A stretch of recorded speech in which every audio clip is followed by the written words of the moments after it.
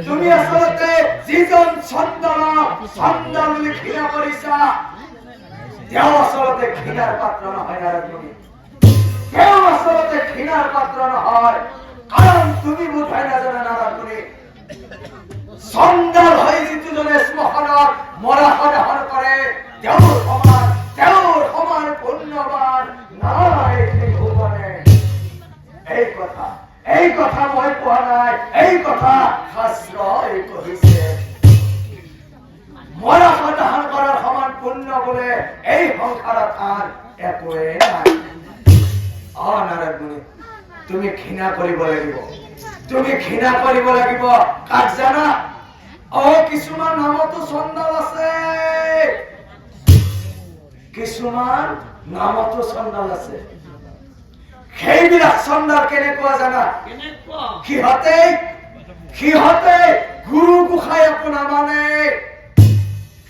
আৰু সিহঁতে বৃদ্ধ অৱস্থাত বৃদ্ধ পিতৃ মাতৃক পালনো নকৰে।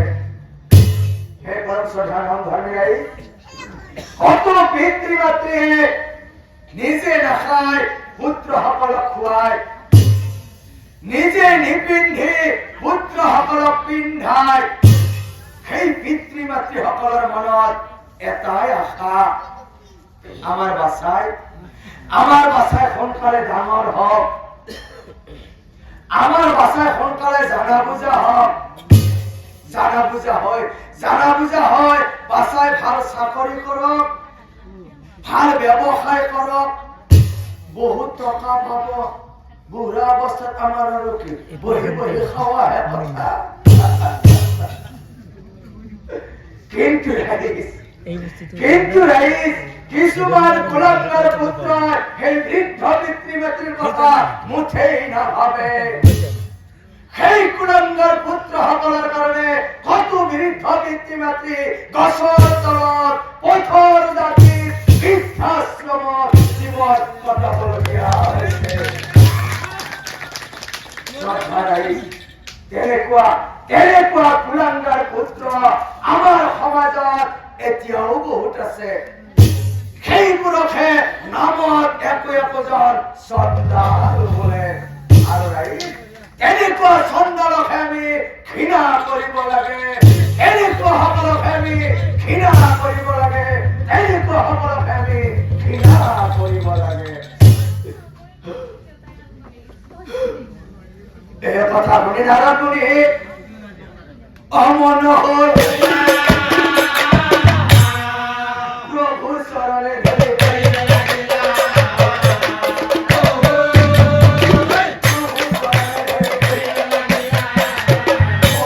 কি করিলে প্রভু ও মহাপুণ্য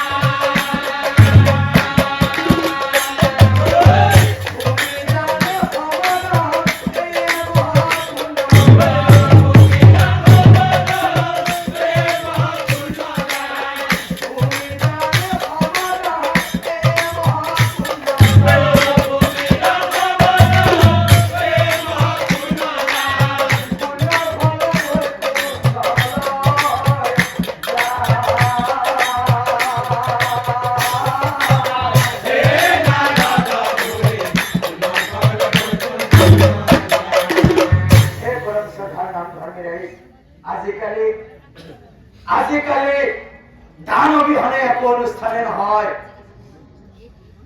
দান নহলে একো অনুষ্ঠানে নহয়, কিয়নো দানৰ সমান পুণ্য নাই। দান কৰিলে মহাপুণ্য হয়, দান কৰিলে মহাপুণ্য হয়, এই কথা আমি সকলোৱে জানো। কিন্তু ৰাইজ, দানৰো ভাগ আছে। দান কৰক, দান কৰক, শুদ্ধ মনে কৰক, পবিত্ৰ অন্তৰেৰে কৰক, ৰাইজৰ উপকাৰ হোৱাকে কৰক। শ্ৰদ্ধা ৰাইজ, পাৰে যদি ভূমি দান কৰক। ভূমি দান কৰিলে মানুহে তিনিটা বস্তু পায়, যেনে অন্ন, বস্ত্ৰ আৰু বাসস্থান। ভূমি দান কৰিলে এই তিনিটা বস্তু পায়। ভূমি দানে হল আটাইতকৈ পুণ্যৰ কাম। আৰু ৰাইজ, ক্ষমাদান, ক্ষমা কৰি দিলে মানুহে হয়তো কেতিয়াবা জীৱন দানো পায়। ক্ষমা কৰি দিলে মানুহে হয়তো কেতিয়াবা জীৱন দানো পায়। হেৰা নাৰদ মুনি, মই কব লগাখিনি কলো তোমাৰ আগে, কিন্তু নাৰদ মুনি এই কথা প্ৰচাৰ কৰিবা তুমি মনুষ্য। এটা কথা মনত ৰাখিবা নাৰদ মুনি, এটা কথা মনত ৰাখিবা, জীৱনত নিজক লৈ কেতিয়াও অহংকাৰ নকৰিবা। নিজক লৈ কেতিয়াও অহংকাৰ নকৰিবা, কাৰণ অহংকাৰে অধপতন তুমি নিশ্চয় জানিবা। অহংকাৰে অধপতন তুমি নিশ্চয় জানিবা। অহংকাৰে অধপতন তুমি নিশ্চয় জানিবা। এই কথা শুনি নাৰদ মুনি ও মহাৰাজ,